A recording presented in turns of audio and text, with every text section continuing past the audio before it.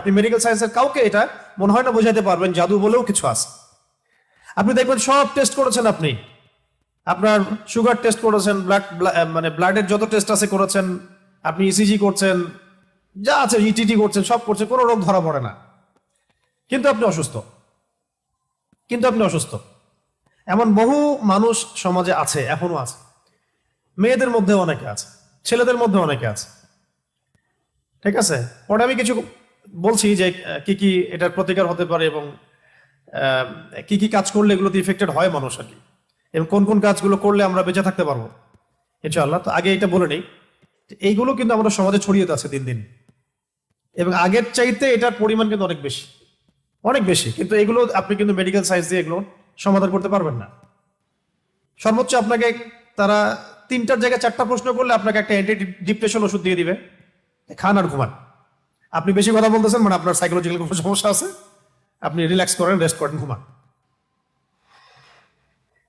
এগুলো যে সবাই মোটামুটি ফেস করে, আর যারা একটু ভালো অবস্থানে যায় তাদেরকে এগুলো বেশি ফেস করতে হয়। এটা গেলো শুধু সেহেরের কথা, এর সাথে আছে আইন, মানে মানুষের চোখ লাগা, এবং হাসাদ এবং হিংসা।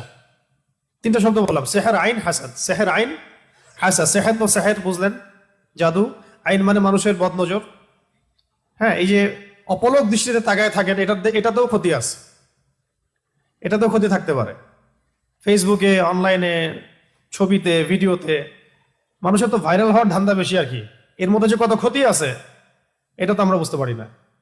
আর এই ক্ষতিগুলো মোকাবেলা করার জন্য যে ইমান, আমল আর যে লাইফস্টাইল, যে তাস্কিয়া এগুলো দরকার হয়, সেগুলো আমরা আবার হাসিল করতে চাই না, কিন্তু আমরা চাই যে আমরা ভাইরাল হয়ে যাই। হ্যাঁ, মানুষ শো অফ করতে চায়, দেখাতে চায়, বডি দেখায়, জিম করে আসলাম, এইটা দেখায়, ওইটা দেখায়, নিজের ফ্যামিলিকে দেখায় আমি খুব সুখে আছি, আমি খুব ভালো আছি। এই যে শো অফ করতে করতে দেখা যায় ওইগুলো আস্তে আস্তে চলে গেছে জীবন থেকে। এগুলো কিন্তু কোনো সাইন্টিফিক কারণে হয় না, সেহের, আইন, হাসাদের কারণে হয়। সেহের, আইন, হাসাদের কারণে হয়। তো আগে আমরা সূরাটাকে শিখি, তারপরে আমি এই বিষয়গুলোর সলিউশনগুলোও বলবো ইনশাআল্লাহ শেষে।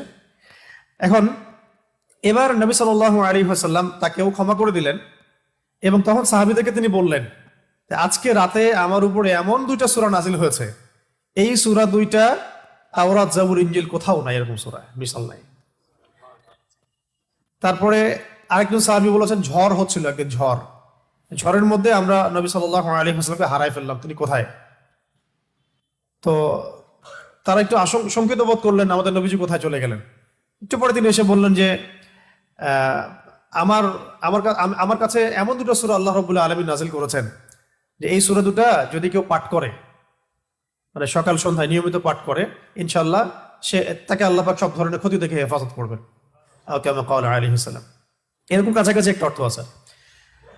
আর নবী সাল্লাল্লাহু আলাইহি ওয়াসাল্লাম নিজের আমল ছিল এরকম যে তিনি এই সূরা 2টার সাথে সূরা ইখলাসকে অ্যাড করে, এই সূরা 2টার সাথে সূরা ইখলাসকে অ্যাড করে, সূরা ইখলাস নিয়ে আমরা আলাদা দার্স করবো ইনশাআল্লাহ। ওইটা আলাদা প্রসঙ্গ, তো এটা আলাদা প্রসঙ্গ, এই জন্য আমি আজকে নিয়ে আসিনি সূরা ইখলাসকে। তো সূরা ফালাক, নাস এবং ইখলাস এই 3টাকে একসাথে তিনি রাতের বেলা পড়তেন ঘুমানোর সময়। প্রথমে পড়তেন সূরা ইখলাস একবার, আবার বিসমিল্লাহ সহ সূরা ফালাক একবার, আবার বিসমিল্লাহ সহ সূরা নাস একবার। হাত 2টা একত্রিত করে ফু দিয়ে মাথা থেকে নিয়ে পুরো সারা গা তিনি মাসাহ করতেন। এই কাজটা তিনি 3বার করতেন। এই কাজটা কয়বার করতেন? 3বার করতেন। এছাড়াও তিনি পড়তেন সূরা আয়াতুল কুরসি পড়তেন, ওই তাসবিহে ফাতিমি তাসবিহ আমরা যেটা বলি, 33 বার সুবহানাল্লাহ, 33 বার আলহামদুলিল্লাহ, 34 বার আল্লাহু আকবার।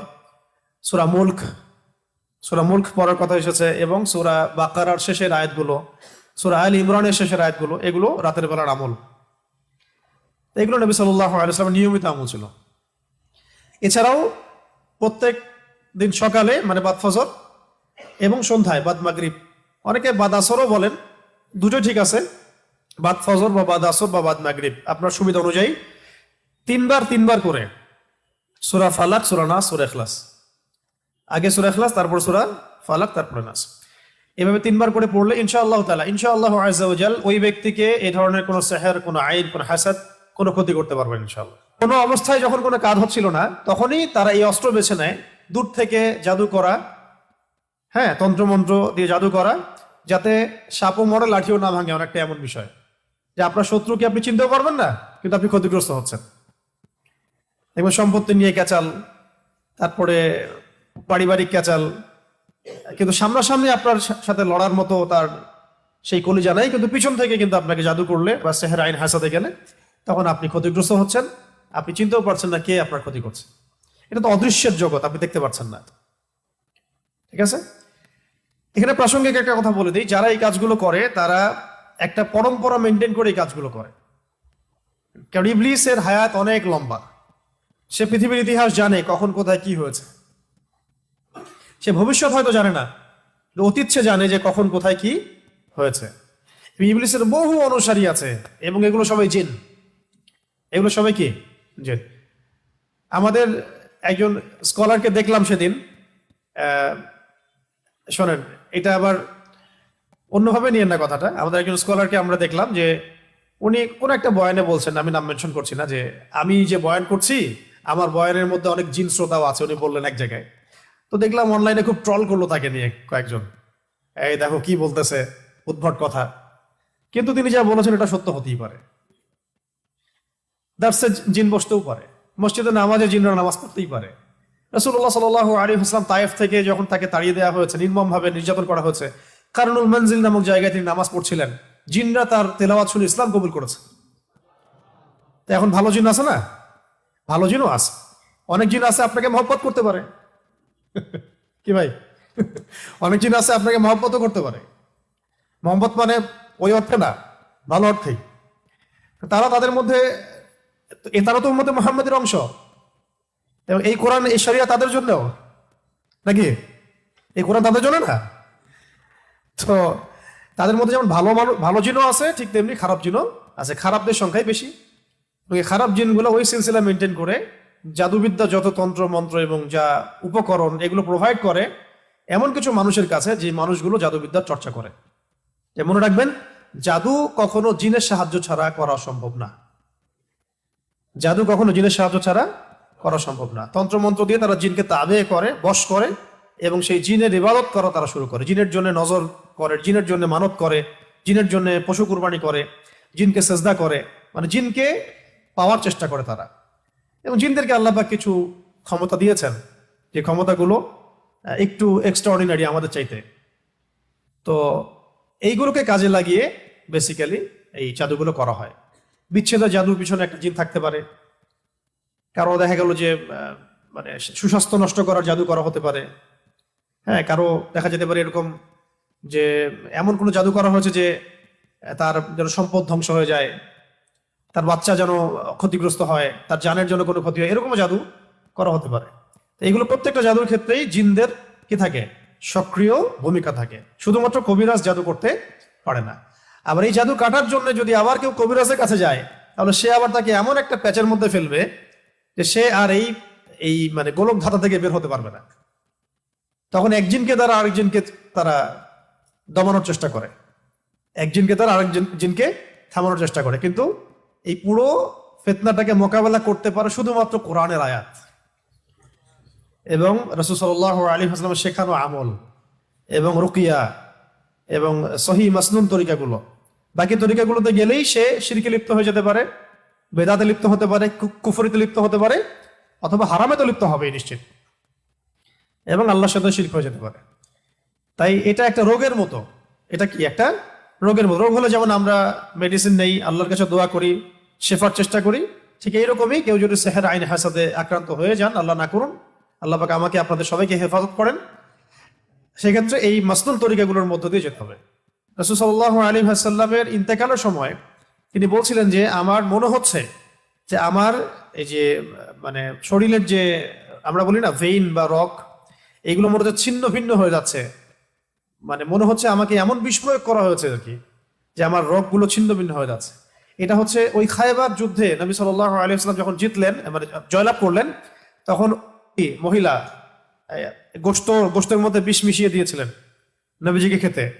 একজন সাহাবী এটা কামড় দিয়ে গিলে ফেলেছিলেন, তিনি সেখানে ইন্তেকাল করেছেন, শহীদ হয়েছেন। আর নবী সাল্লাল্লাহু আলাইহি ওয়াসাল্লাম তিনি গিলে ফেলেননি, শুধু একটু একটা কামড় দিয়েছেন, তারপর ফেলে দিয়েছেন মুখ দিয়ে, যখন তিনি জানতে পেরেছেন এখানে বিষ মেশানো আছে। তার কাছে ওহী আসছিল। তো ওই যে বিষের একটা কামড়ের বিষের যে প্রভাব, এটা শেষে এটা রাইজ করেছিল আর কি। এটাও আপনি কিছু সিরাতের কিতাবে পাবেন যে নবী সাল্লাল্লাহু আলাইহি ওয়াসাল্লামকে বিষ প্রয়োগ করা হয়েছে, আর এরপরে তাকে এভাবে সেহের করা হয়েছে, জাদু করা হয়েছে। তাহলে এখানে একটা প্রশ্ন, একজন মানুষ কি এত কষ্ট সহ্য করতে হচ্ছে কেন? মহামানবকে, একজন মহামানবকে যিনি আল্লাহ পাকের হাবিব, তাকে এত কষ্ট কেন সহ্য করতে হচ্ছে? কাদের জন্য? কাদের জন্য তার এত কষ্ট? এইটা যদি আমরা উপলব্ধি করতে পারতাম, তাহলে এই সাতেমদের এগেন্স্টে যে আমরা আইনের কথা বলছি, বিদ্রোহ মানে মিছিল মিটিং স্লোগানের কথা বলছি না, এগুলোর প্রয়োজন হতো না। রাষ্ট্র নিজে এগুলো খুঁজে খুঁজে বের করে জবাই করে রেখে দিত, যদি তারা বুঝতো যে নবী সাল্লাল্লাহু আলাইহি ওয়াসাল্লাম কে, তিনি কি করেছেন আমাদের জন্য, তার অবদান কি এই মানবতার মুক্তির দূত হিসেবে। এতটা নিমক হারাম মনে হয় উম্মাহ খুব কমই আছে আসলে বিশ্বের মধ্যে, আমরা যেটা করতেছি আর কি। আল্লাহ পাক মাফ করেন আমাদেরকে। কেন এত কষ্ট তাকে করতে হলো আমাদের জন্য? তিনি তো মাকামে মাহমুদে যাবেন, জান্নাতুল ফিরদাউসুল আলায় যাবেন। তিনি আল্লাহর হাবিব, তার আগেও কোনো গুনাহ নাই, পরেও কোনো গুনাহ নাই। কিয়ামতের মাঠে কোনো নবী সুপারিশ করতে পারবেন না, তিনি সুপারিশ করবেন। কিয়ামতের মাঠে কোনো নবী সুপারিশ করতে পারবেন না। কিসের সুপারিশ জানেন? 50,000 বছর মানুষ দাঁড়ায় থাকবে, বিচার শুরু হচ্ছে না।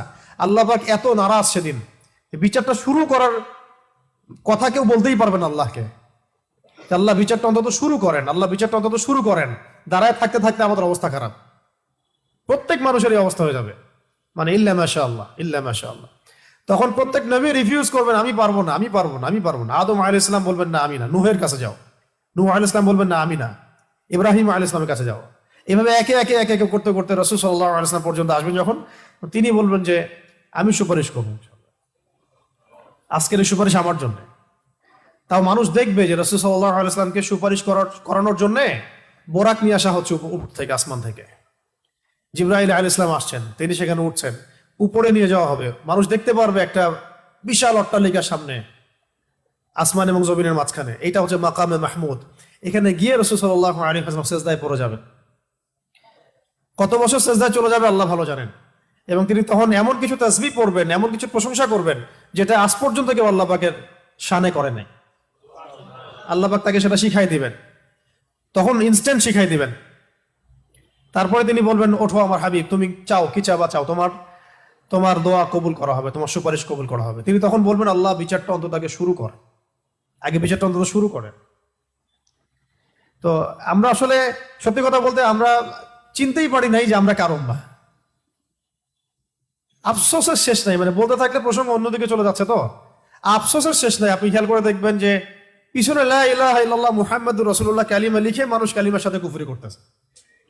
মন্ত্রণালয় খুলে বসে আছে পিছনে লা ইলাহা ইল্লাল্লাহ মুহাম্মাদুর রাসূলুল্লাহ, না লা ইলাহা ইল্লাল্লাহ সে মানে, না মুহাম্মাদুর রাসূলুল্লাহ মানে। কিন্তু লিখার কি দরকার আছে তাহলে? ওটা খুলেই ফেলে দেখ, তাহলে স্পষ্ট হবে যে তারা কাফের। এদিকে লেবেলও লাগাবে যে আমি মুসলিম, আর কাজও করবে কাফেরের মতো, যাতে ওলামা ইকরামদেরকে একটা দ্বিধার মধ্যে রাখা যায়, আসলে তারা মুসলিম না কাফের। ফতোয়া তো দিতে হবে একটা, তখন কাফের হলে তো এক ফতোয়া আসবে, মুসলিম হলেও এক ফতোয়া আসবে, তাই না? পিছনে লা ইলাহা ইল্লাল্লাহ, কোনো ইলাহ নাই আল্লাহ ছাড়া, মানে কোনো বিধানদাতা নাই আল্লাহ ছাড়া, কিন্তু আমরা আছি জমিনে, তাই না? বিষয়টা তো তাই। পিছনে লিখে রাখছে লা ইলাহা ইল্লাল্লাহ, কোনো ইলাহ নাই, কোনো উপাস্য নাই আল্লাহ ছাড়া। মন্ত্রণালয় সবগুলোতে ইলাহ আছে, আমরাই ইলাহ, বিধান আমরাই দিচ্ছি না। আউযুবিল্লাহি মিন যালিক। মুহাম্মাদুর রাসূলুল্লাহ মানে মুহাম্মদ সাল্লাল্লাহু আলাইহি ওয়াসাল্লাম ছাড়া কি নাই, কোনো রোল মডেল নাই আমাদের। এক কথায় কোনো রোল মডেল নাই, তিনি আমাদের একমাত্র রোল মডেল, আমাদের উসওয়াতুল হাসানা। কিন্তু জমিনে কাজ করতে গিয়ে প্রত্যেকটা ডিপার্টমেন্টে মুহাম্মদ সাল্লাল্লাহু আলাইহি ওয়াসাল্লামের তরিকাকে একদম জাদুঘরে রেখে দিয়ে নিজেদের সব মন গড়া বিধান রচনা করতেছে। কত বড় হঠকারিতা চিন্তা করছে। এই জন্য আপনি বলি যে এটা অন্তত সরাই দেখ, করতে তো পারবে না, তো সরাই দেখ, ওটা লেখার দরকার কি হয়? অ্যাটলিস্ট স্পষ্ট হবে যে হ্যাঁ তারা কাফের অথবা তারা মুনাফিক, তখন বিধান সেইভাবে করতে হবে, তখন ফতোয়াগুলো সুন্দর স্পষ্ট আসবে। মুনাফিকদের ব্যাপারে এই ফতোয়া, সাতেনদের ব্যাপারে এই ফতোয়া, কাফেরদের ব্যাপারে এই ফতোয়া। এদিকে ইসলামের লেভেলও রাখবে, এদিকে কাজও করবে কুফরির তাগুতি সিস্টেমের, মানে আল্লাহর দুশমনদের দাসত্বও করবে, জায়নিস্টদের, আবার এদিকে বলবে আমি মুসলিম। এগুলো কি? তাহলে ধর্ম নিয়ে ব্যবসা, সবচেয়ে বড় ব্যবসা কারা করে? সবচেয়ে বড় ধর্ম ব্যবসা কারা করে? রাজনীতিবিদরাই করে সবচেয়ে বড় ধর্ম ব্যবসা। সবচেয়ে বড় ধর্মকেন্দ্রিক যে মানুষের সাইকোলজি নিয়ে খেলা, এটা সবচেয়ে বড় ব্যবসাটা করে পলিটিশিয়ানরাই। ধর্মকে তারা ভোট পাওয়ার মানদণ্ড হিসেবে গ্রহণ করছে। এটার মানে এই না যে ইসলামিক রাজনীতি করা যাবে না, এটা অন্য আলোচনা। কিন্তু এদিকে আপনি আল্লাহর কালিমাও রাখবেন, জমিনের মধ্যে আপনি আবার কুফরি আচরণও করবেন, এটা তো মানা যায় না। হয় একদিকে আসেন, কালিমা রাখলে কালিমার বিধান বাস্তবায়ন করেন, আর না রাখলে ঠিক আছে বলেন যে আমরা লা ইলাহা ইল্লাল্লাহ মানি না, ধর্মের সাথে আমাদের কোনো সম্পর্ক নাই, তখন আমরা বলবো তারা কাফের। ফতোয়া স্টেট, কাফেরদের সাথে যা হবে তাই ফতোয়া। এই বিষয়গুলো আমাদেরকে খুব খুব পীড়া দেয়। তো যাই হোক, অনেক বেশি হয়তো বলে ফেললাম, আল্লাহ মাফ করেন। এখন এই জায়গায় একটা বিষয় আমাদেরকে বুঝতে হবে, এই পয়েন্টটা ভালো করে বোঝেন। এখান থেকে আপনি মানে আগে থেকে প্রোটেক্টেড থাকতে হবে এই সমস্যাগুলো থেকে। সেহের আইন হাসাদের কথা বলছি, তারপরে আমি অনুবাদ করে সংক্ষিপ্ত তাফসীর করে শেষ করছি। সেহের আইন হাসাদ থেকে আপনি ট্যাবলেট খেয়ে আপনি বাঁচতে পারবেন না, ঠিক আছে? ট্যাবলেট খেয়ে, ইঞ্জেকশন নিয়ে এইভাবে আপনি বাঁচতে পারবেন না, যেহেতু এটা অদৃশ্যের বিষয়, তন্ত্রমন্ত্রের বিষয়, জিন দ্বারা করা হচ্ছে, যেটা আমরা দেখি না। একটা তো আমি দেখি বা আমি পরীক্ষা নিরীক্ষা করে বুঝতে পারছি যে আমার এখানে এই ভাইরাস ঢুকেছে, আমি ট্রিটমেন্ট করতে পারছি, কিন্তু আপনি এটা দেখতে পারবেন না। কিন্তু আপনি ইফেক্টেড হয়ে গেলে অসুস্থতা ফিল করবেন। তাই এটা সবচেয়ে বড় মানে সমাধান হচ্ছে আগে থেকে নিজেকে সুরক্ষিত রাখা। কিভাবে আগে থেকে আমরা নিজেকে সুরক্ষিত রাখতে পারি? 1 নাম্বার পয়েন্টগুলো খুব ভালো করে মনে রাখতে হবে। 1 নাম্বার হচ্ছে দৈনন্দিন ফরজ ওয়াজিবকে ছাড়া যাবে না। অনেক দিনই বোন দেখা যায় বলে যে আমাদের এই সমস্যা হয়েছে, কিন্তু এদিকে সে পর্দা করে না। তো পর্দা না করলে আপনার তো সমস্যা হবেই, হইতেই পারে। যেখানে রাসূল সাল্লাল্লাহু আলাইহি ওয়াসাল্লাম কে আল্লাহ রাব্বুল আলামিন এই পরীক্ষায় ফেলেছেন আমাদের জন্য, যাতে আমরা এই সূরাগুলো পেয়ে যাই। যদি সেদিন রাসূল সাল্লাল্লাহু আলাইহি ওয়াসাল্লাম এভাবে ইফেক্টেড না হতেন, তাহলে এই সূরাগুলো আমরা কোন মাধ্যমে পেতাম? তাই না? এই সূরা থাকবে কিয়ামত পর্যন্ত, যে কিয়ামত পর্যন্ত যত মানুষের সমস্যা হবে এই সূরাই হচ্ছে সলিউশন। কত বড় হিকমা আল্লাহ পাকের!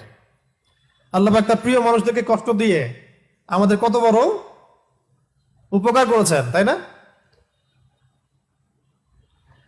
আল্লাহ রাব্বুল আলামিন তার প্রিয় বান্দাদের পরীক্ষা নেন বেশি, তাই না? আর আল্লাহ পাকের সবচেয়ে প্রিয় বান্দা কে? মুহাম্মদ সাল্লাল্লাহু আলাইহি ওয়াসাল্লাম। তাকে পরীক্ষা নেওয়া হয়েছে সবচেয়ে বেশি।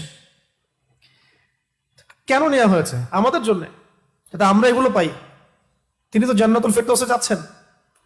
আপনারা তার সম্পর্কে হাদিসগুলো পড়তে থাকেন, দেখবেন নিজেকে আপনি আসলে মেলাতে পারবেন না যে আপনি আমি কোন সমাজে বাস করতেছে। কারো মধ্যে কি সামান্য এই চেতনাবোধটুকু কাজ করতেছে না যে সে রাসূল সাল্লাল্লাহু আলাইহি ওয়াসাল্লামের উম্মাহ? এমন একটা অবস্থা হচ্ছে, দেখেন এটা নর্মালাইজ হয়ে যাচ্ছে দিন দিন, যে রাসূলকে তো গালি দেয়ই মানুষ। নাউযুবিল্লাহি মিন যালিক। দেখছেন খেয়াল করে? আগে একটা গালি দিলে তখন সবাই একসাথে প্রতিবাদ করত। আস্তে আস্তে আস্তে ব্যাপারটাকে নর্মালাইজ করা হয়ে গেল। ঠিক যেমন রিবা, সুদ প্রথম দিকে যখন চালু হয়েছে তখন মানুষ এটাকে খুব প্রতিবাদ করেছে। আস্তে আস্তে এমন নর্মাল হলো তো পুরো ওয়াজিব হয়ে গেছে। এখন আল্লাহ পাক বলছেন, কুল, হে নবী আপনি পড়ুন। কি পড়ুন? আপনি পড়ুন আউযু বিরাব্বিল ফালাক, আউযু বিরাব্বিল ফালাক। আউযু মানে আমি আশ্রয় প্রার্থনা করছি। কুল মানে বলুন, আউযু মানে আমি আশ্রয় প্রার্থনা করছি। বিরব্বি মানে রবের নিকটে, বিরব্বি মানে রবের নিকটে। আল ফালাক মানে হচ্ছে সকাল, আল ফালাক মানে সকাল। একটা আগে ওয়ার্ড বাই ওয়ার্ড শিখেন। কুল মানে বলুন, কুল মানে আউযু মানে আমি আশ্রয় প্রার্থনা করছি, এক বচন। আউযু মানে আমি আশ্রয় প্রার্থনা করছি, আর নাউযু মানে আমরা আশ্রয় প্রার্থনা করছি। বিরব্বি রবের নিকটে, আল ফালাক মানে সকাল। আপনি বলুন, হে নবী আমি সকালের রবের নিকটে আশ্রয় প্রার্থনা করছি। সকালের রব কেন বলা হচ্ছে? সমস্ত অন্ধকার দূর করে দেয় কি? সকাল। ঠিক তেমনি সমস্ত বিপদ আপদ বালা মুসিবতের সমস্ত অন্ধকার কে দূর করবেন? আল্লাহ পাক বলছেন এখানে রব্বিল ফালাক, সকালের রব, প্রভাতের রব। তো ইনশাআল্লাহ এই উম্মারও প্রভাত সামনে আসবে ইনশাআল্লাহ। এই সমস্ত অন্ধকার কেটে যাবে কার হুকুমে? রব্বিল ফালাক। এই জন্য আমরা বলবো কুল আউযু বিরাব্বিল ফালাক, আমি সকালের রবের কাছে আশ্রয় প্রার্থনা করছি, প্রভাতের রবের নিকটে আশ্রয় প্রার্থনা করছি। কি থেকে? মিন শাররি মা খালাক। মিন মানে হতে বা থেকে, শার মানে হলো ক্ষতি, শার মানে ক্ষতি, মা মানে যা কিছু, মা মানে যত কিছু, আর খালাকা মানে তিনি সৃষ্টি করেছেন। খালাকা মানে তিনি সৃষ্টি করেছেন। তাহলে তিনি যত কিছু সৃষ্টি করেছেন সমস্ত সৃষ্টির ক্ষতি থেকে আমি আল্লাহর কাছে আশ্রয় প্রার্থনা করছি। মানে আল্লাহ মানে সকালে রবের কাছে আশ্রয় প্রার্থনা করছি। এই একটা সেন্টেন্সের মধ্যে সব পড়ে গেছে। আপনার সেহের, আপনার আইন, আপনার হাসাদ, হ্যাঁ, যত রকমের রোগ ব্যাধি, বিপদ আপদ, বালা মুসিবত সব পড়ে গেছে। এই জন্য একটা হাদিসে আসছে, কেউ যদি কোনো স্থানে অবতরণ করে, ধরেন আপনি এখানে বসে আছেন বা বাসায় গেলেন বা যে কোনো জায়গায় গেলেন এবং নেমেই বললেন বা ওখানে থাকতে থাকতে বললেন যে আউযু বিকালিমাতিল্লাহি তাম্মাতি মিন শাররি মা খালাক। আউযু মানে আমি আশ্রয় প্রার্থনা করছি, বিকালিমাতিল্লাহি তাম্মাতি মানে আল্লাহ পাকের সমস্ত পরিপূর্ণ কালিমাগুলোর মাধ্যমে।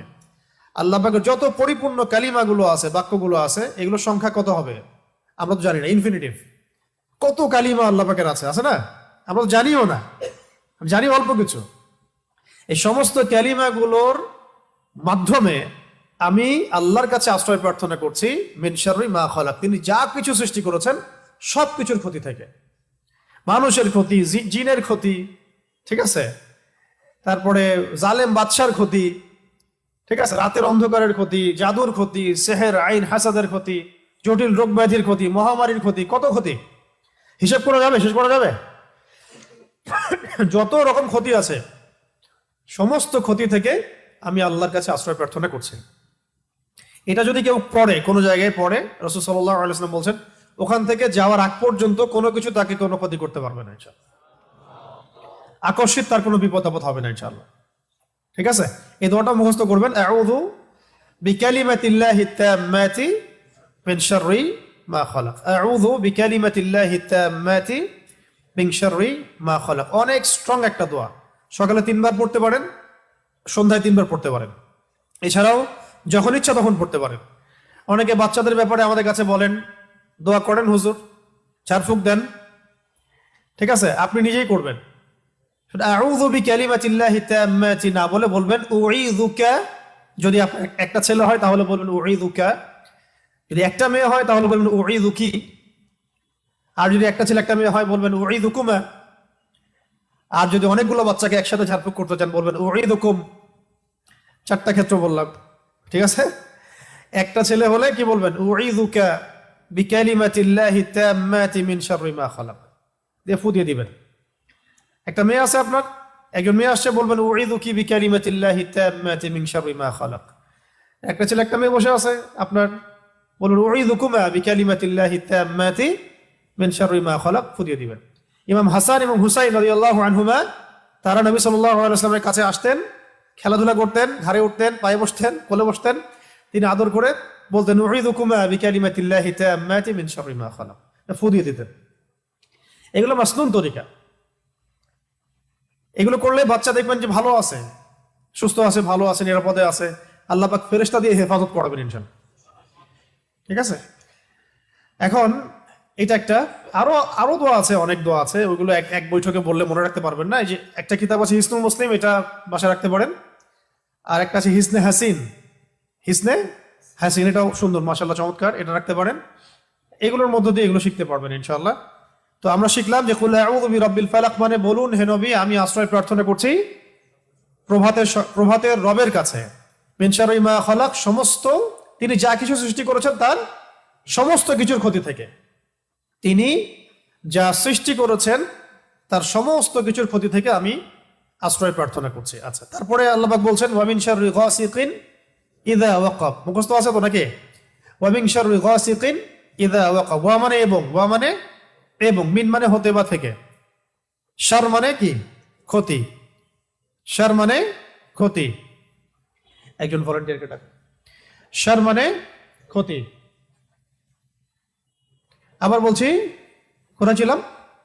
ওয়া মিন শাররি গাসিকিন ইযা ওয়াকাব, ওয়া মানে এবং, ওয়া মানে এবং, মিন মানে হতে বা থেকে, শার মানে ক্ষতি, ওয়া মিন শাররি মানে ক্ষতি থেকে, গাসিক, গাসিক মানে হচ্ছে রাত, গাসিক মানে রাত, এই যে অন্ধকার রাত, এটাকে বলা হয় কি গাসিক। ইযা মানে যখন, ইযা মানে যখন, আর ওয়াকাবা মানে তা গভীর হয়, তা ঘনীভূত হয় বা গভীর হয়, মানে রাতের অনিষ্ট বা ক্ষতি থেকে যখন তা গভীর হয়।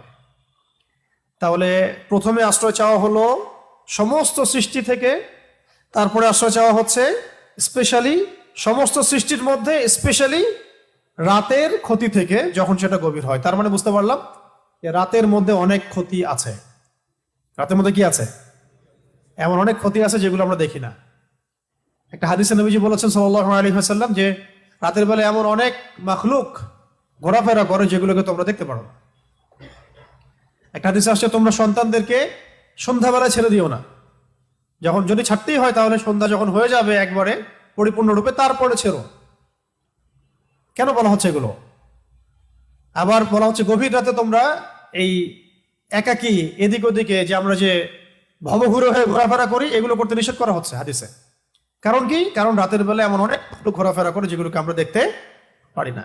আমাদের দৃষ্টির সীমা তো খুব ছোট। সকালবেলা মোরগ ডাকে, খেয়াল করেছেন?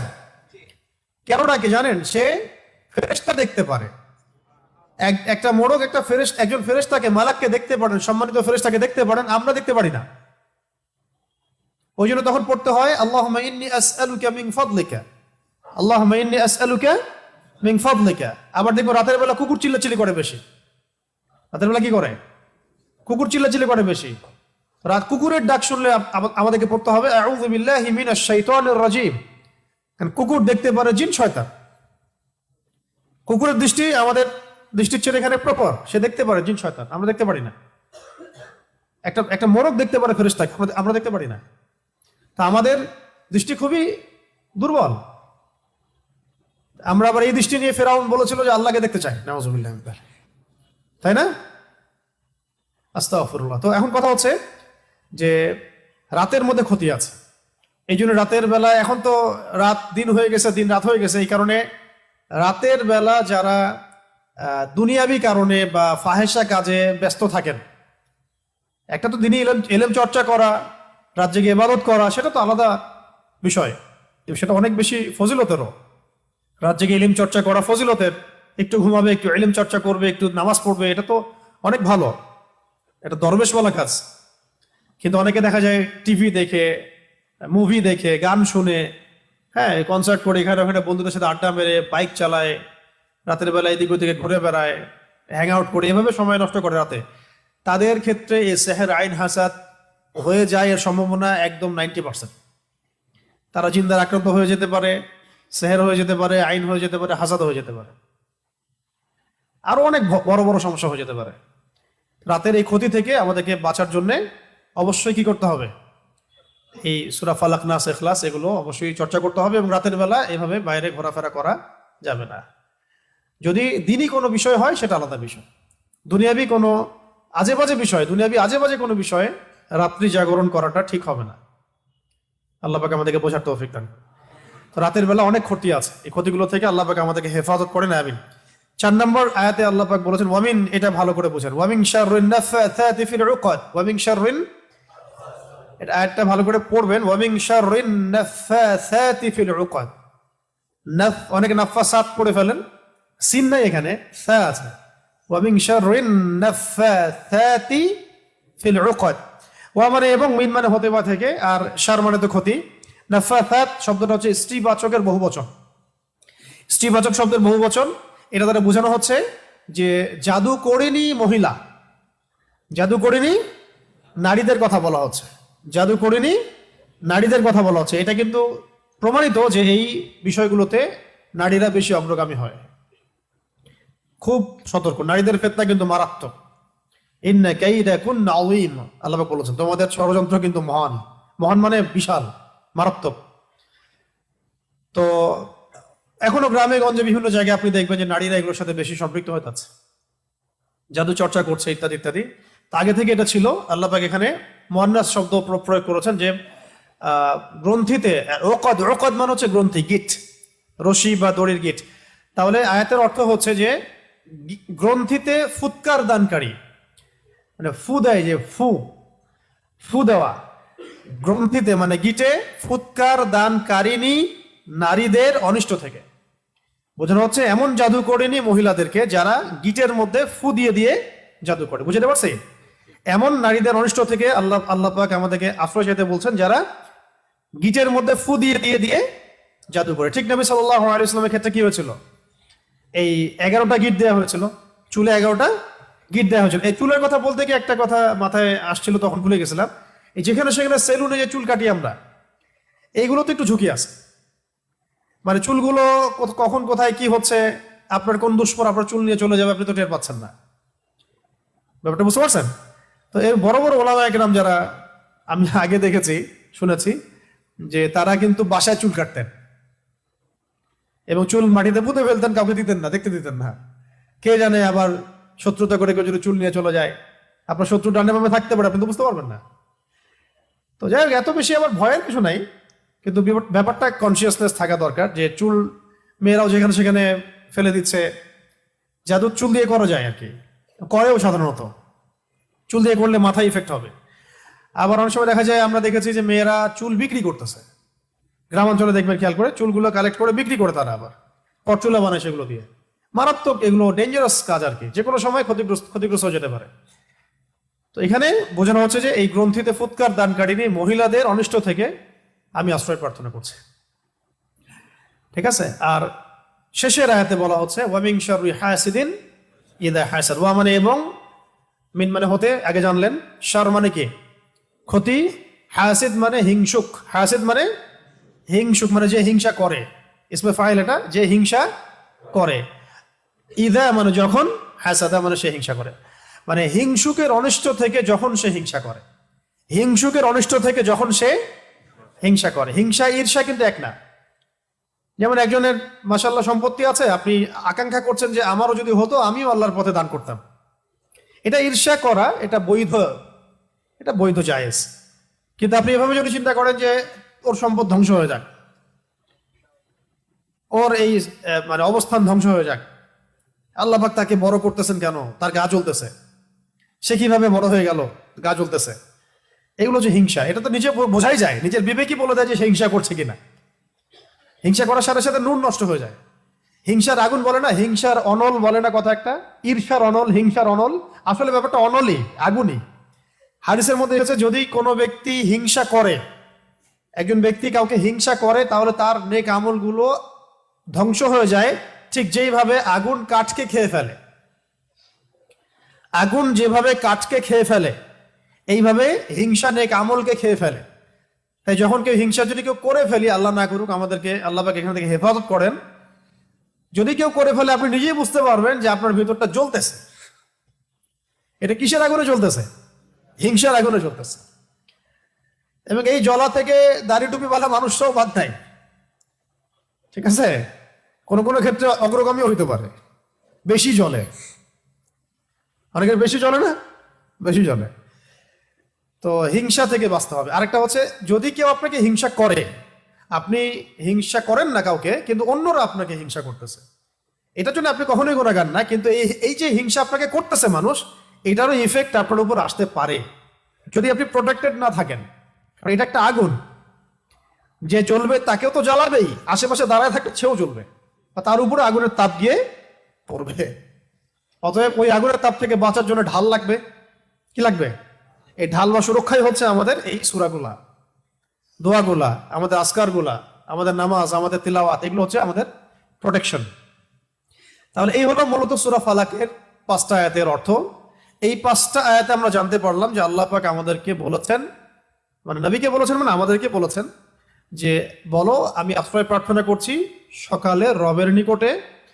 সকালে রব কেন? যিনি সমস্ত অন্ধকার দূর করে দেন। মিন শাররি মা খালাক, তিনি যত কিছু সৃষ্টি করেছেন সমস্ত কিছুর ক্ষতি থেকে। আর ওয়া মিন শাররি গাসিকিন ইযা ওয়াকাব, খাস করে এই রাতের ক্ষতি থেকে যখন সেটা গভীর হয়, রাতের ক্ষতি থেকে যখন সেটা গভীর হয়। আর এবং গ্রন্থিতে ফুৎকার দানকারিনী মহিলাদের অনিষ্ট থেকে, জাদুকরিনী নারীদের অনিষ্ট থেকে, এবং হিংসুকের অনিষ্ট থেকে যখন সে হিংসা করে। এই 5টা আয়াতে এই কয়েকটা বিষয় আছে। কয়টা বিষয় আছে তাহলে? এক হচ্ছে সমস্ত সৃষ্টির অনিষ্ট, 2 খাস করে রাতের অনিষ্ট, রাতের অনিষ্ট যখন সেটা গভীর হয়, 3 আসছে জাদুকরিনী মহিলাদের ফিতনা, 4 আসছে হিংসুকের ফিতনা। ঠিক আছে? এরপরে সূরাটার সাথে রিলেটেড, কানেক্টেড। এখানে আবার আল্লাহ পাক বলেন কুল আউযু বিরাব্বিন নাস। হে নবী, আপনি আরো বলুন যে আমি আশ্রয় প্রার্থনা করছি।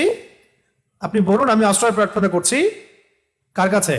রব্বিন নাস, রব্বিন নাস, মানুষের রবের কাছে, মানুষের রবের কাছে। মানুষ তো এখানে দুর্বল, না মানুষ ফেরেশতাকে দেখতে পারে, না জিনকে দেখতে পারে।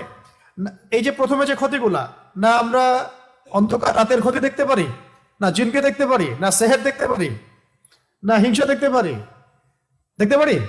এগুলো সব অদৃশ্যের ক্ষতি। অদৃশ্যের ক্ষতি না, অদৃশ্যের ক্ষতি। তো একটা একটা হলো শত্রু সামনে আছে, আপনি দেখছেন, ফাইট করছেন। সামনে ধরেন জিহাদের মাঠে আপনি আছেন, সামনে একটা কাফের, আপনি দেখছেন একজন কাফের, সে যেভাবে আপনাকে আক্রমণ করবে, আপনি সেভাবে আপনি নিজেকে বাঁচাবেন বা আপনি আক্রমণ করবেন। একটা হচ্ছে আপনি দেখতেই পাচ্ছেন না আপনার শত্রু কোথায়। তাহলে এই অদৃশ্য শত্রুর বিরুদ্ধে আপনাকে কে সাহায্য করতে পারে? একমাত্র সেই সত্তা যিনি দৃশ্য অদৃশ্য সব দেখতে পারে, তাই না? এই অদৃশ্য শত্রুর বিরুদ্ধে সাহায্য করতে পারে একমাত্র সেই সত্তা যিনি দৃশ্য অদৃশ্য সমস্ত জ্ঞান রাখেন। সেই সত্তা আল্লাহ ছাড়া আর কে আছে? কেউ আছে? তো এই কারণেই এই সমস্ত ক্ষতিগুলো দেখবেন অদৃশ্যের ক্ষতি। কিন্তু তো এখানে বলা হচ্ছে রব্বিন নাস, মানুষের রব, মানুষের রবের কাছে আশ্রয় প্রার্থনা করছে। মালিকিন নাস, শুধু রবই নন, তিনি মানুষের মালিক, তিনি মানুষের মালিক, মানুষের মালিকের কাছে। ইলাহিন নাস, তিনি মানুষের ইলাহ, মানুষের ইলাহের নিকটে। তিনটা কথা, তিনটা সম্বোধন বিশেষণ আসলো এখানে। কুল, বলুন হে নবী, আউযু, আমি আশ্রয় প্রার্থনা করছি, বিরব্বিন নাস, মানুষের রবের নিকটে, মালিকিন নাস, মানুষের মালিকের নিকটে, ইলাহিন নাস, মানুষের ইলাহের নিকট। কয়টা বিশেষণ? আল্লাহ পাকের বিশেষণ হচ্ছে এখানে রব্বিন নাস, মালিকিন নাস, ইলাহিন নাস। আর এর আগে সূরা আছে কি? রব্বিল ফালাক। চারটা বিশেষণ আসছে এখানে, তাই না? আচ্ছা, কি থেকে এতগুলো সম্বোধন করে, কি থেকে আশ্রয় চাচ্ছি?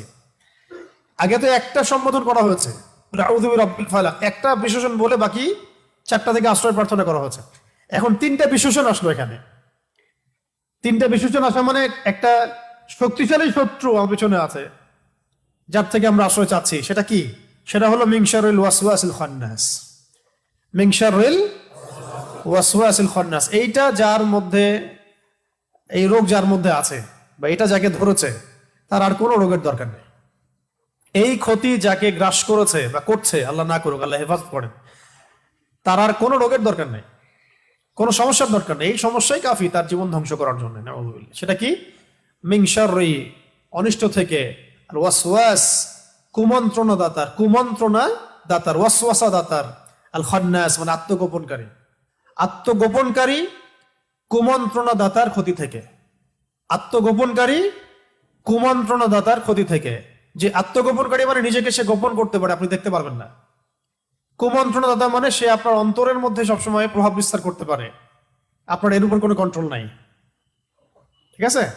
আর অন্তরের উপর যদি শয়তান কন্ট্রোল নিয়ে নেয় আর ওয়াসওয়াসা দিতে থাকে, তাহলে সেই ব্যক্তির পক্ষে ভালো কাজ করতে থাকলেও দেখা যায় সে ওয়াসওয়াসার রোগে ভুগতে থাকে। এটা কি হইলো, ওইটা কি হইলো না, এটা হইলো কিনা, এটা এটা ঠিক হচ্ছে কিনা, ওইটা ঠিক হচ্ছে কিনা। ভালো একটা কাজ করতেছে কিন্তু ওয়াসওয়াসা, এটা তো ভালো কথা বললাম, আর খারাপ তো সারা ওয়াসওয়াসা আসতেই থাকে মাথার মধ্যে। পাপের ওয়াসওয়াসা, মানুষের ক্ষতির ওয়াসওয়াসা, হিংসার ওয়াসওয়াসা, হ্যাঁ, গোপন পাপের ওয়াসওয়াসা, অলসতা, আল্লাহর আদেশ অমান্য করার ওয়াসওয়াসা, অবাধ্যতার ওয়াসওয়াসা। এটা যাকে গ্রাস করেছে আর কি, এই ওয়াসওয়াসিল খান্নাস, তার আর কোনো ক্ষতির দরকার না। এটাই তার জীবন ধ্বংস করতে পারে। এই জন্য এত স্ট্রং সম্বোধন সামনে করা হচ্ছে বারবার। হে মানুষের রব, এক কথায় হে মানুষের মালিক, হে মানুষের ইলাহ, মানে আপনি আমাকে এটা থেকে বাঁচান। ব্যাপারটা এরকম, আর ব্যাপারটা এরকম, ঠিক আছে? আল্লাযী ইউওয়াসউইসু ফি সুদুরিন নাস, কারণ তার শক্তিটা কি? আল্লাযী মানে যে, ইউওয়াসউইসু মানে ওয়াসওয়াসা দেয়, ফি মানে মধ্যে, সুদূর মানে হৃদয়, বক্ষ বা হৃদয়, আর নাস মানে মানুষের। যে মানুষের হৃদয়ের মধ্যে ওয়াসওয়াসা দিতে পারে, যে মানুষের হৃদয়ের ভিতরে ওয়াসওয়াসা দিতে পারে। এটাকে মেডিকেল সায়েন্স বিশ্বাস করবে? হৃদয়ের মধ্যে ওয়াসওয়াসা আসে কেউ দেয়, এরকম কোনো সত্তা আছে যে এসে আমার হৃদয়ে ওয়াসওয়াসা দিয়ে যায়? সায়েন্স কি বিশ্বাস করবে? দেখছেন কিভাবে আমরা গডলেস ওয়ার্ল্ডে ঢুকে গেছি আস্তে আস্তে। পশ্চিমারা আমাদেরকে এইভাবে সাইকোলজিক্যালি নাস্তিক বানাই ফেলছে। কিন্তু তো শয়তান মানুষের হৃদয়ের ভিতরে ওয়াসওয়াসা দিতে পারে, শয়তান মানুষের হৃদয়ের ভিতরে ওয়াসওয়াসা দিতে পারে। আল্লাযী ইউওয়াসউইসু ফি সুদুরিন নাস, যে মানুষের হৃদয়ের মধ্যে ওয়াসওয়াসা দেয়। আর হৃদয়ের ওয়াসওয়াসা তো আমি দেখতে পাচ্ছি না, প্রতিহত করতে পারছি না, আমি তার সাথে ফাইট করতে পারছি না, কোন দিক দিয়ে আসছে, ডানে বামে উপর নিচে, আমি দেখতেও পাচ্ছি না। যেমন নামাজের ক্ষেত্রে বলা হচ্ছে, নামাজ একটা হাদিস আসছে, নামাজের মধ্যে ওয়াসওয়াসা আসলে, একজন সাহাবী বলছিলেন আমার নামাজের মধ্যে একটু এদিক ওদিকে খেয়াল আসে, ওয়াসওয়াসা আসে, বিভিন্ন রকম চিন্তা আসে।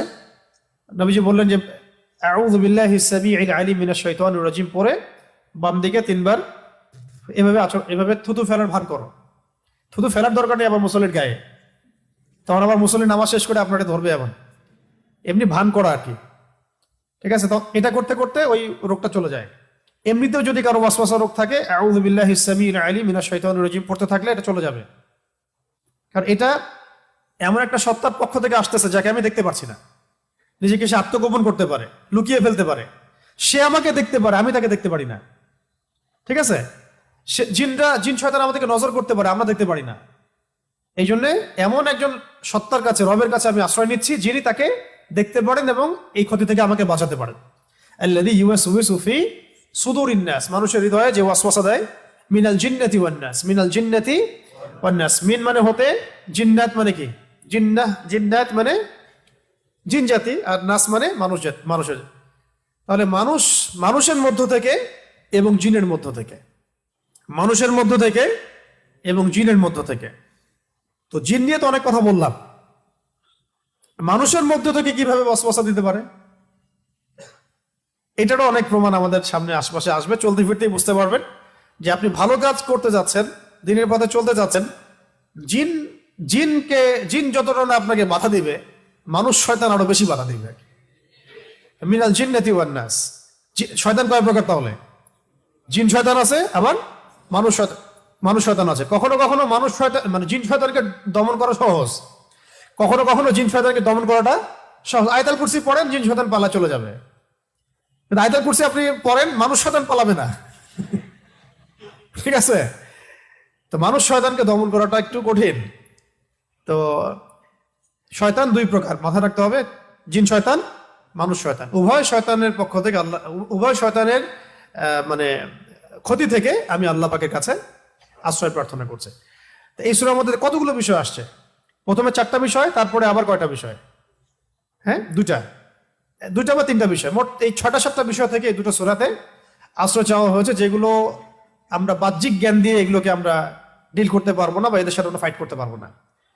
এই সূরা দুটো শোয়ার সময় আমল করা, সাথে সূরা ইখলাস থাকবে, সকাল সন্ধ্যায় আমল করা, এবং প্রত্যেক ফরজ নামাজের পরে আমল করা। প্রত্যেক ফরজ নামাজের পরে অন্তত একবার করে পড়া, সকাল সন্ধ্যায় 3 বার করে, আর ফরজ নামাজের পরে কয়বার করে? 1 বার করে। এছাড়াও যখন তখন চলতে ফিরতে যখন তখন আপনি সূরা ফালাক, নাস, ইখলাস পড়তে পারেন। এবং আমি একটা হাদিস এটাও পেয়েছিলাম যে রাসূল সাল্লাল্লাহু আলাইহি ওয়াসাল্লাম তাহাজ্জুদের নামাজে যখন উঠতেন, তখনও মাঝে মাঝে তাহাজ্জুদের নামাজে তিনি 2 রাকাত নামাজে প্রথম রাকাতে সূরা ফালাক, তারপরে ইখলাস, সূরা নাস পড়েছেন। প্রথম রাকাতে সূরা ফালাক, দ্বিতীয় রাকাতে সূরা নাস পড়েছেন। এটা আমল করতে পারেন রাতের বেলা উঠে, এটা আমল আছে মাসনুন। তো এর উপর আমল করা তৌফিক আল্লাহ পাক আমরা সবাইকে দান করেন, এবং এই সমস্ত ক্ষতিগুলো থেকে আল্লাহ পাক থেকে হেফাজত করেন। আমি একটা সময় আসবে যখন আল্লাহ পাক আল কোরআনকে পৃথিবী থেকে উঠিয়ে নেবেন। তো সেই দিন আসার আগেই কোরআন শেখার চেষ্টা করি আমরা, ইনশাআল্লাহ। 600 পৃষ্ঠার এই কিতাবের মধ্যে মোট 30 পারা আছে। কত পারা? এই 30 পারার মধ্যে 1 পারা মুখস্থ আছে কার কার? হাত উঁচু করেন দেখি। অন্তত 1 পারা মুখস্থ আছে কার কার? হাফেজি মাদ্রাসায় পড়েন নাই এমন, কিন্তু 1 পারা মুখস্থ আছে। যারা হাফেজি কোনো মাদ্রাসায় পড়েন নাই, তারপরেও 1 পারা মুখস্থ আছে, এমন কেউ আছেন? মাস্টার্স পাস করেছেন এমন কয়জন আছেন? অনেকেই আছেন। তো এই যে মাস্টার্স পাস করতে আমরা যে মোটামুটি কত বছর লাগাইলাম? 25 বছর তো লাগাইছে মনে হয় না? এই 25 বছরে আমাদেরকে কি 1 পারা শিখাইছে তারা? সিলেবাসে ছিল? সুবহানাল্লাহ। অনার্স পাস করতে মিনিমাম 20 বছর তো লেগেছে। এই 20 বছরে কি আমাদেরকে 1 পারা শিখিয়েছে তারা? এই হলো অবস্থা। এদিকে বিশেষ ক্যাডার হয়েছে, কিন্তু 1 পারা কোরআন মুখস্থ নাই। ডক্টর হয়েছেন অনেকেই, 1 পারা কোরআন মুখস্থ নাই। একবার এক ডক্টর আমাকে বলছিলেন, অনেক বড় ডক্টর ঢাকার, তিনি বলছিলেন যে আচ্ছা আদান সাহেব, কোরআন কি পড়া খুব জরুরি নাকি? পড়তেই কি হবে, শিখতেই কি হবে? না শিখলে হয় না? মানে আমরা কি না শিখেও থাকতে পারবো না? আসলে কি অ্যান্সার দিব বুঝতে পারতেছিলাম না। কোরআন পড়াটা কি শিখতে হবে? বয়স তো হয়ে গেছে অনেক, এখন তো চাইলেও পারি না। শিখতে কি হবেই? সেটা কি খুব জরুরি? না শিখতে কি হবে না? এরকম এই হলো অবস্থা। মানে শিক্ষা ব্যবস্থাটাকে এমন ভাবে মানে ফাংশন করা হয়েছে যে আপনি ইসলামের জ্ঞান বিবর্জিত সবই শিখবেন, কিন্তু ফরজে আইনের জ্ঞান শিখবেন না। আর ফরজে আইনের জ্ঞান বাদ দিয়ে আপনি সবই শিখবেন। আর আজব শিক্ষা ব্যবস্থা যে যে যে সাবজেক্টে পড়ে, ডক্টর ইঞ্জিনিয়ার এগুলো বাদ দিয়ে হয়তো সেই সাবজেক্টে তার জব হয় না। পড়েছে কৃষিতে, কাজ করছে ব্যাংকে। পড়েছে ফিলোসফিতে, কাজ করছে ব্যাংকে। এরকম হয়, দেখা যায়। অন্য একটা সাবজেক্টে পড়েছে, কাজ করছে অন্য একটা সেক্টরে। যাই হোক, এগুলো নিয়ে পরে কথা হবে ইনশাআল্লাহ। এগুলো কথা বললে অনেক লম্বা সময় চলে যায়। এখন কথা হচ্ছে যে এই যে একটা অবস্থা যে কোরআন আমরা যে শিক্ষা ব্যবস্থার মধ্যে পাচ্ছি না, তো এখন কি আমাদের কাছে অপশন কি? আমাদের সামনে আসলে অপশনটা কি? সম্ভাব্য কি রাস্তা খোলা আছে আমাদের সামনে কোরআন শেখার? ব্যক্তিগত উদ্যোগ এক, দুই হচ্ছে আপনাদেরকে পারিবারিকভাবে শিখতে হবে, অথবা বন্ধু মহল নিয়ে শিখতে হবে, অথবা মাদ্রাসায় গিয়ে শিখতে হবে, বা মক্তবে গিয়ে, বা কোনো ওস্তাদের কাছে প্রাইভেট পড়ে, অথবা অনলাইনে কোনো কোর্স, অথবা অফলাইনে কোনো সেন্টারে এসে। আর কোন অপশন আছে? এই অপশনটা কি আপনাকে রাষ্ট্র করে দিবে, সমাজ করে দিবে, আপনার শিক্ষা ব্যবস্থা বা স্কুল কলেজ কি করে দিবে? তাহলে এটা আপনার নিজের উদ্যোগে করতে হবে, ব্যাস। ঠিক যেমন যার যার কবর তার তার খবর, একই রকম যার যার দিন তার তার ফিকির করতে হবে। কারো উপর মানে দোষারোপ করে আমরা আবার এখান থেকে দায় এড়াতে পারবো না। রাষ্ট্রের উপর দোষারোপ করে, শিক্ষা ব্যবস্থার উপর দোষারোপ করে, আমাদের পরিবারের উপর দোষারোপ করে, এগুলো করেও কিন্তু আমরা কি আমাদের মাঠে দায় এড়াতে পারবো না। কারণ কোরআন হয় আমার পক্ষে সাক্ষী দিবে, না হলে বিপক্ষে সাক্ষী দিবে। এবং নবী সাল্লাল্লাহু আলাইহি ওয়াসাল্লাম বলবেন, হে আমার রব, হে আমার রব, আমার কওম কোরআনকে পরিত্যাগ করেছিল। এই মানে বদদুয়ার মধ্যে আমরা পড়তে চাই না।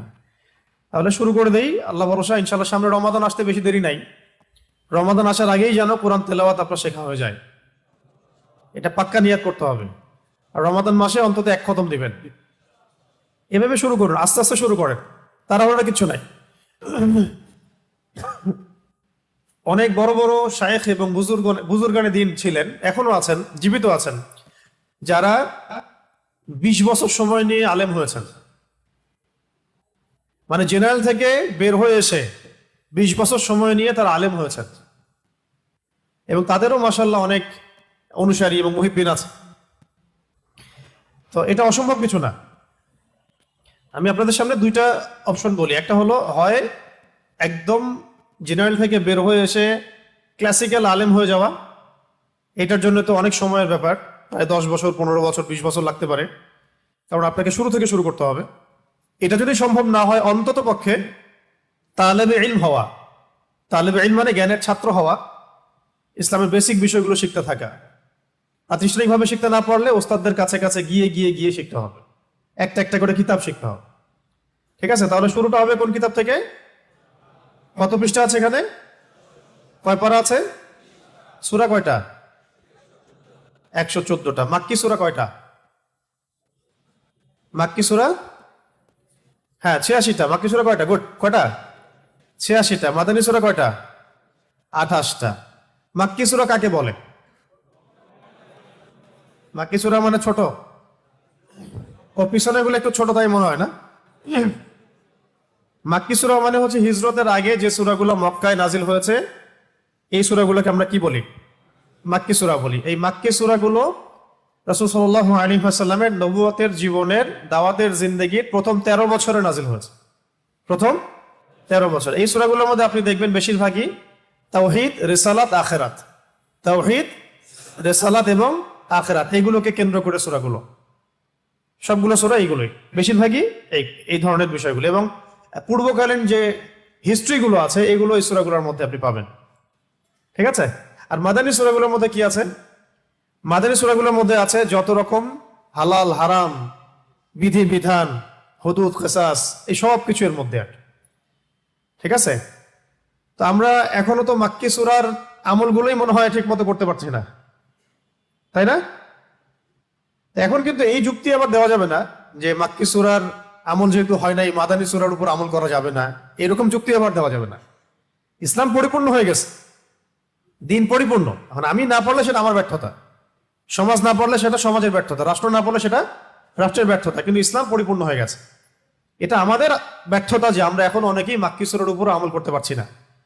ঈমান আকীদা ঠিক নাই, তাওহীদ রিসালাত আখিরাতের কনসেপ্টই ঠিক নাই। তো যদি এই কনসেপ্ট ঠিক না হয়, সেই জনগোষ্ঠীকে যদি আমরা দাওয়াত এবং জিহাদ ইকামতের দিন বুঝাইতে যাই, তাহলে তো অবস্থা খারাপ। দেখা যাবে যে যে ব্যক্তি বা যে দল বা যে সংগঠন বা যে কি বলবো রাষ্ট্র ব্যবস্থা ওলামায়ে কেরামদের উপর নির্যাতন করছেন, তারাও নামাজ পড়ে, জুমার নামাজ পড়ে, হজ করে, ওমরা করে, আবার ইসলামের পরিপূর্ণ কনসেপ্টে বিশ্বাসও করে না। তার মানে আমরা তাওহীদ রিসালাত আখিরাত যদি ভালো করে বুঝাতে পারি মানুষকে, ইনশাআল্লাহ আস্তে আস্তে সেই মানুষগুলো ইসলামের বিধান মানার দিকেও অগ্রসর হবে আর কি। তো মাক্কি সূরাগুলোতে বেসিক্যালি এই বিষয়গুলোর দিকে আসলে নিসবত করা হয়েছে। তবে সূরা ফালাক আর নাস মাক্কি সূরা না মাদানী সূরা বলেন? হ্যাঁ, ভালো করে বলেন। সূরা ফালাক আর নাস মাক্কি সূরা না মাদানী সূরা বলেন? কেউ বলছেন মাদানী, কেউ বলছেন মাক্কি। সঠিক উত্তর কি হবে বলেন? হ্যাঁ, ভালো করে বলেন। একজন বলছেন মাদানী সূরা, আরেকজন বলছেন মাক্কি সূরা। মাক্কি সূরা যারা বলছেন তাদেরও কিছু কিন্তু মানে দলিল তো আছে, তাই না? কিছু প্রচলিত আছে, এই কারণে তারা বলেন। কিন্তু এই সূরা নাজিলের প্রেক্ষাপটটা যদি আপনি জানেন, তাহলে আপনি বুঝে ফেলবেন এটা মাক্কি সূরা না মাদানী সূরা। তা আমরা ওখান থেকে আসি। প্রথমে আসি আমরা সূরা ফালাক আর নাস। গরম পানি, বিসমিল্লাহ, আলহামদুলিল্লাহ। প্রথম থেকে আসি আমরা। একটা সূরা যখন আপনি পড়বেন, আচ্ছা এটা পড়ার নিয়মটা বলে দিই। সূরা যখন আপনি পড়বেন, বিশুদ্ধ তিলাওয়াত আগে হবে, তারপরে আপনি পড়বেন শাব্দিক অনুবাদ, এরপরে যাবেন আপনি পুরো বাক্যিক অনুবাদ, যেটা আয়াতের অনুবাদ, এরপরে এর সাথে প্রাসঙ্গিক যে শানে নজুল, তাফসির, প্রাসঙ্গিক হাদিস, এবং এরপরে আপনি আসবেন ব্যাখ্যা বিশ্লেষণে আর কি। এবং একাধিক তাফসির ঘাটতে হবে, তাহলে আরো পড়াশোনাটা ভালো হবে। তবে এই পড়াশোনাগুলো করার জন্যও অন্ততপক্ষে আরবি ব্যাকরণের বেসিক বিষয়গুলো জানা দরকার। এগুলো শিখতেও কিন্তু মোটামুটি 5-6 বছর সময় লেগে যায়। তো প্রথম শুরুটা হবে আমাদের একদম তিলাওয়াত থেকে, কায়দা থেকে, নুরানি থেকে একদম, তারপর নাজেরায় আসবো, প্রয়োজন হলে বা পারলে আমরা হিফজ করব। এরপরে আমাদের আসবে আরবি ব্যাকরণ ভাষার বিষয়গুলো, এরপরে আসে আসলে অনুবাদের বিষয়গুলো, এবং তারপরে আস্তে আস্তে আস্তে আস্তে তাফসিরের দিকে যায় মানুষ। তো আমরা যেহেতু এখানে একটা দার্সে কোরআনের মধ্যে আছি, তো আমি চেষ্টা করছি যে যতটা সহজ করে উপস্থাপন করা যায়। তবে একটা বিষয় বলে রাখি, আল কোরআনুল কারীমকে বাংলায় শতভাগ অনুবাদ করা সম্ভব না। বাংলা শুধু না, আমার মত হচ্ছে কোনো ভাষাতেই আল কোরআনকে শতভাগ অনুবাদ করা সম্ভব না। কারণ কোরআনের অনুবাদ কোরআনই, অ্যারাবিক যে আয়াত, এর অনুবাদ এবং ব্যাখ্যা অ্যারাবিক যদি আমরা বুঝি, তাহলে আমরা অনেকটা বেশি বুঝতে পারবো। তারপর অনেক সময় এমন হতো যে আল কোরআনের আয়াত নাজিল হয়েছে, সাহাবায়ে কেরাম সেই ব্যাখ্যাটা বুঝতে কষ্ট হচ্ছে, রাসূলকে জিজ্ঞাসা করছেন, ইয়া রাসূলুল্লাহ এটার ব্যাখ্যা কি? যদিও তারা আরবি ভাষাভাষী, তারপরেও তাদের কাছে বুঝতে কষ্ট হচ্ছে। আর আমরা তো নন আরব, আরবি আমাদেরকে পেটে বোম মারলেও বের হয় না। তাহলে আমরা এত সহজে কোরআন বুঝে ফেলবো, এটা তো আসলে মানে যুক্তিযুক্ত কোনো কথা হলো না, তাই না? তো অন্তত পক্ষে এই বিষয়গুলো সিকোয়েন্স মেনটেন করা, নুরানিটা শেখা, কায়দা শেখা, নাজারায় যাওয়া, হিফসে যাওয়া, তারপর আস্তে আস্তে আরবি ভাষা ব্যাকরণে যাওয়া, এরপরে ধীরে ধীরে অনুবাদের দিকে যাওয়া। তো আমরা এখানে সবগুলো অনুবাদ একত্রিত করে একটা সামারি করার চেষ্টা করছি। ওয়া মা তাওফীকি ইল্লা বিল্লাহ আলাইহি তাওয়াক্কালতু ওয়া ইলাইহি উনীব। এই সূরা দুটার নাম হচ্ছে কি? মুআউযিযাতাইন। কি বললাম? মুআউযিযাতাইন। তাআউয শব্দের অর্থ হচ্ছে আশ্রয় প্রার্থনা করা। তাআউয শব্দের অর্থ আশ্রয় প্রার্থনা করা। আউযু বিল্লাহি মিনাশ শাইতানির রাজীম, এটা হলো একটা তাআউয। আরো তাআউয আছে, যেমন আউযু বিল্লাহিস সামিউল আলিম মিনাশ শাইতানির রাজীম। আরো আছে যেমন আউযু বিল্লাহিস সামিউল আলিম মিনাশ শাইতানির রাজীম মিন নাফখিহি ওয়া নাফসিহি ওয়া হামজিহি। এরকম অনেকগুলো তাআউয আছে। আমরা কিন্তু কমন যেটা সবাই পরিচিত কোনটা? আউযু বিল্লাহি মিনাশ শাইতানির রাজীম। এখন মুআউযিযাতাইন মানে আশ্রয় প্রার্থনার দুইটা সূরা, আশ্রয় প্রার্থনার দুইটা সূরা, একটু ভালো করে এই অংশটুকু বুঝতে হবে, এটাই মূল অংশ আর কি আমাদের আলোচনার। মুআউযিযাতাইন অর্থ হচ্ছে আশ্রয় প্রার্থনার দুইটা সূরা। তো এই দুইটা সূরা এমন সূরা যেটা তাওরাত, জাবুর, ইনজিল কোনো কিতাবে এরকম সূরা নাই। রাসূল সাল্লাল্লাহু আলাইহি ওয়াসাল্লাম বলেছেন যে এটা এমন সূরা আল্লাহ পাক আমাকে দিয়েছেন যেটা তাওরাতে, জাবুরে, ইনজিলে এরকম সূরার কোনো দৃষ্টান্তই নাই। মানে এটা শুধু কোরআনেই আছে, সুবহানাল্লাহ, অন্য কোনো কিতাবে এটা নাই।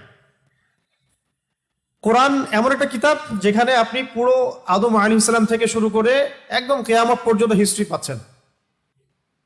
নূহ আলাইহিস সালামের কওম, অনেকে কিয়ামতের মাঠে অস্বীকার করবে যে নূহ আলাইহিস সালাম দাওয়াত দেয়নি আমাদেরকে, আর কিয়ামতের মাঠে এটা হবে। তো নূহ আলাইহিস সালামের পক্ষে সাক্ষী দিবে কারা জানেন? উম্মতে মুহাম্মদ, সুবহানাল্লাহ, যে না, নূহ আলাইহিস সালাম 950 বছর দাওয়াত দিছে। তোমরা কিভাবে জানলা? আমাদের কোরআনে ছিল। বুঝতে পারছেন? কোরআনের মধ্যে সবকিছু আছে একদম শুরু থেকে শেষ পর্যন্ত।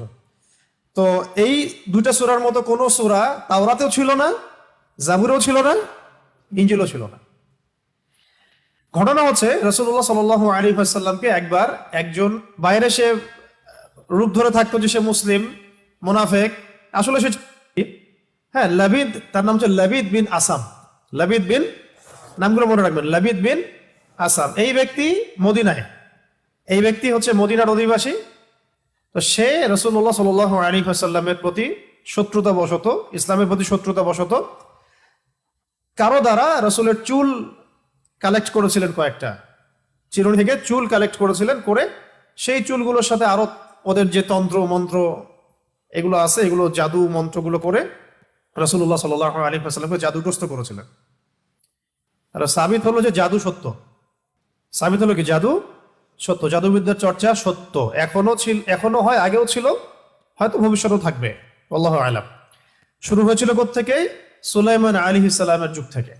কার যুগ থেকে? মনে আছে সূরা বাকারা আয়াত আছে না? ওয়াত্তাবিউ মা তাতলু শায়াতিন আলা মুলকি সুলাইমান ওয়ামা কাফারা সুলাইমান ওয়ালাকিন্না শায়াতিন কাফারু ইউআল্লিমুনা আন-নাস আস-সিহর। সুলাইমান আলাইহিস সালামের সময় ওই যে মানুষকে ফিতনায় ফেলা হয়েছে, পরীক্ষায় ফেলা হয়েছে হারুত আর মারুত ফেরেশতাদের মধ্য দিয়ে, ওই সময় থেকে জাদুবিদ্যার চর্চা শুরু হয়েছে মানুষের মধ্যে। এবং এই জাদুর উদ্দেশ্য ছিল তারা স্বামী এবং স্ত্রীর মাঝখানে বিচ্ছেদ সৃষ্টি করতে চাইত, স্বামী স্ত্রীর মাঝখানে বিচ্ছেদ সৃষ্টি করতে চাইতো আর কি। এটা ছিল প্রথম জাদু। এবং এগুলোর আরো অনেকগুলো ভেরিয়েন্ট আছে আর কি, অনেক রকম ব্ল্যাক ম্যাজিক আছে। ওইটা নিয়ে আমি একটু পরে কথা বলছি, আগে সামারিটা বলি, ফেনারোজনটা বলে নিই। এই লাবিদ বিন আসাম, সেও ছিল ওই জাদুবিদ্যা চর্চাকারীদের একজন, তার সাথে আরো অনুসারীও ছিল। তারা মিলে রাসূল সাল্লাল্লাহু আলাইহি ওয়াসাল্লামের চুল মোবারক কোনোভাবে সংগ্রহ করে সেখানে তাদের তন্ত্রমন্ত্রগুলো দিয়ে 11টা গিট দিয়েছিল। কয়টা?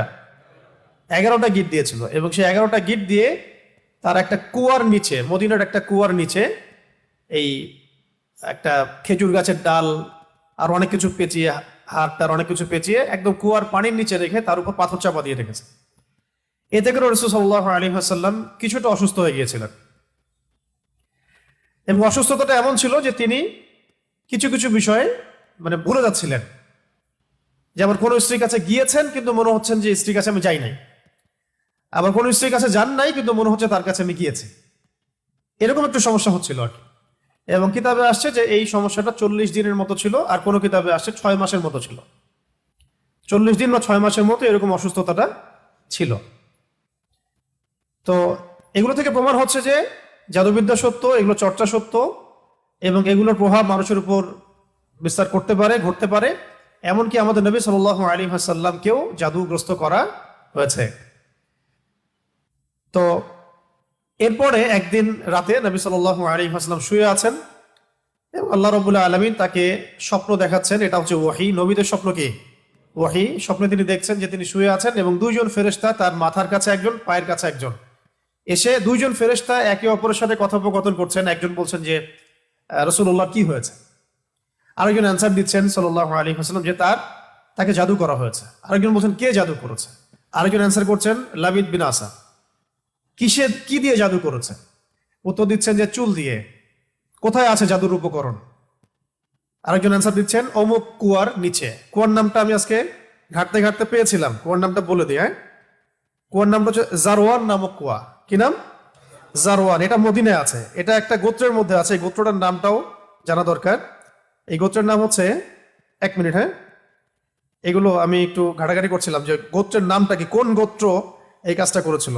বনু জোরাইক গোত্র। এখানে অনেকগুলো গোত্র ছিল, বনু কোরাইজা, বনু কাইনুকা, বনু নাজির, এরকম অনেকগুলো গোত্র ছিল না? বনু জোরাইক একটা গোত্র ছিল, বনু জোরাইক। এই বনু জোরাইক গোত্রের এই লাবিদ বিন আসাম, সে এই জাদু করেছিল, জাদুর উপকরণ রেখেছিল ওই জারওয়ান নামক কূপের নিচে। এখন নবী সাল্লাল্লাহু আলাইহি ওয়াসাল্লাম সকালবেলা উঠলেন, উঠে আলী রাদিয়াল্লাহু আনহুকে বললেন। খেয়াল করে দেখবেন যে মানে বড় বড় মিশনগুলোতে আলী রাদিয়াল্লাহু আনহুকে পাঠানো হয় আর কি। খেয়াল করছেন? খায়বারে যাও, তরওয়াল পতাকা তোমার হাতে। তারপরে এখানেও আলী রাদিয়াল্লাহু আনহু। বদরে সম্মুখ সমরে, বদরে তিনজন আলী তুমি যাও, মনে আছে? হিজরতের সময় আলী তুমি থাকো, আমার বিছানায় শও। আবার ওই একবার যে খবর পাচার হয়ে গেল হুদাইবিয়া সন্ধির পরে, মক্কা বিজয়ের আগে আক্রমণের সময়, আর ওই যে একটা মহিলা তার কাপড়ের ভিতরে তথ্য নিয়ে চলে গেল, মনে আছে? হাতেব বিন আবি বালতা রাদিয়াল্লাহু আনহু চিঠি দিয়ে দিয়েছিলেন যে মক্কা আক্রমণ হতে পারে। তো এই মহিলাকে ধরার জন্য পাঠানো হয়েছিল আলী রাদিয়াল্লাহু আনহুকে। আবার খন্দকের যুদ্ধের সময় আমর বিন কি জানি নামটা, আমর তার সামনে আছে। আমর বড় একজন কাফের, তার সাথে 20 জন লড়াই করতে পারতো না এমন একজন ব্যক্তি ছিল। সে হুঙ্কার ছাড়ছিল খন্দকের যুদ্ধের সময়, কে আছো আমার সাথে ব্যাটল করবা, তখন আলী রাদিয়াল্লাহু আনহু। তো মাশাআল্লাহ, আমরা যেন তার মতো জিন্দেগি পাই, আমিন। তার মতো ইমান, আমল, আখলাক আল্লাহ পাক আমাদেরকে দান করেন, তার ছিটা ফোটা দান করেন, আমিন। এখন আলী রাদিয়াল্লাহু আনহুকে পাঠানো হচ্ছে, যাও ওই কুয়ার মধ্যে নিচে এই উপকরণ আছে, নিয়ে আসো। তিনি নিয়ে আসলেন। নিয়ে আসার পরে এই সূরা দুটো নাজিল হতে থাকলো।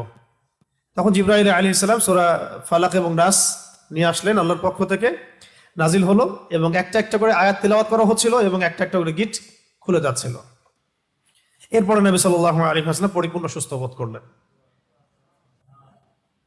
এরপরে বলা হচ্ছিল যে তাকে শাস্তি দেওয়া হোক, তাকে মৃত্যুদণ্ড দিয়ে শাস্তি দেই। নবী সাল্লাল্লাহু আলাইহি ওয়াসাল্লাম তাকে মাফ করে দিলেন। কিতাবে আসছে যে তার সামন দিয়ে তিনি চলাফেরা করলেও তার চেহারার মধ্যে বিন্দুমাত্র মানে কোন রকম প্রতিক্রিয়া দেখা যেত না যে সে আমার এত বড় ক্ষতি করেছে, এই লাবিদ বিন আসাম।